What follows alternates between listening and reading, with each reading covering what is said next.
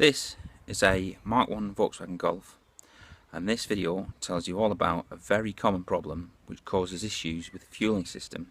Now, notice that there's no filler cap in there, and if you look closely, there's not actually anything in the hole either. Filler neck, which is supposed to look like this, it's up behind there, is made of mild steel. The rear wheel, obviously, as it's spinning all the time, chucks loads of dirt and garbage and muck and road filth, is that eventually they end up looking like that. So that's the bit that your fuel cap goes in. If we turn it over and look at the back, you can see daylight there, where that's absolutely rotten. After that happens is that you'll find that the car starts to splutter and conk out, and it'll lose power on hills, it'll lose power when it's been running for a few minutes. To change this, very simple. 3 screws at the top. When you take the fuel cap off, there's a sticker that covers this, so you prise back the sticker or peel it off, and that exposes 3 screws, 2 at the top, 1 in the centre at the bottom. Those screws never come out. Actual filler neck itself is so very corroded, you can guarantee the screws are in the same condition. So usually you just have to break them off, drill them out, whatever. Now inside the wheel arch here, there is a 10mm bolt, and that locates into this tab here on the filler neck. So once you've undone these 3 screws and that bolt, technically the filler neck is no longer attached to the car.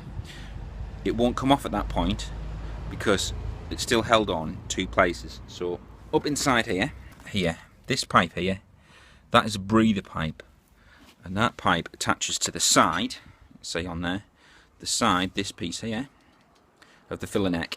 Now on this particular car, the old one actually came off completely because it was completely rotten, but normally there's a little spring C-clip around the edge of that. You just jam a screwdriver in, break it off, or occasionally if someone's replaced it before, it'll be a Jubilee clip. And the other place that it's attached is, if you look underneath the vehicle, you will see this piece here. Now this tube here goes into the fuel tank here, and it's held in place by a large Jubilee clip or a large spring clamp, and they will always be corroded as well. So again, little junior hacksaw or something in there, pair of grips, twist it off, break them off, and replace them with new.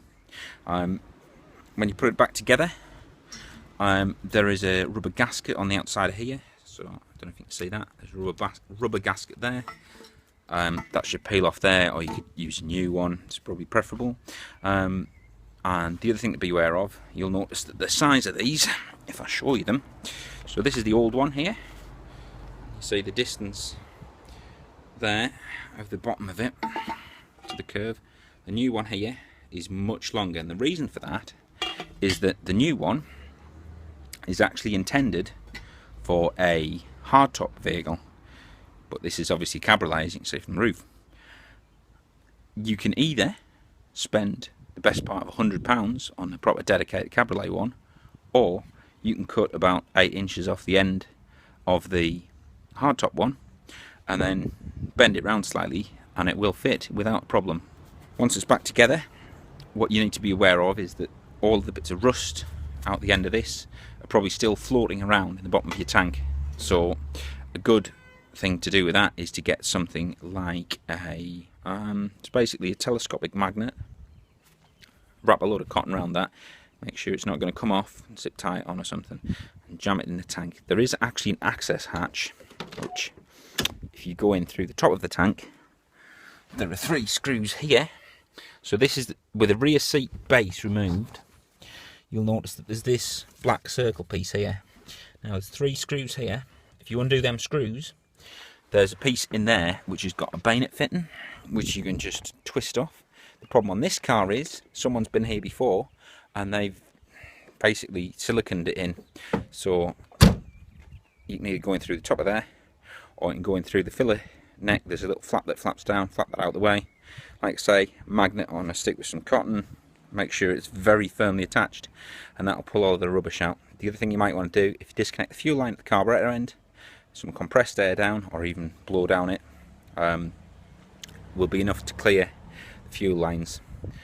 Once that's done, you might find that your carbonate's set up again because all the settings might be wrong, but other than that, you should find that it runs far better. And this applies to Mk1 Golf, Mk1 Jetta, Caddy, and obviously Mk1 Golf Cabriolet. Good luck.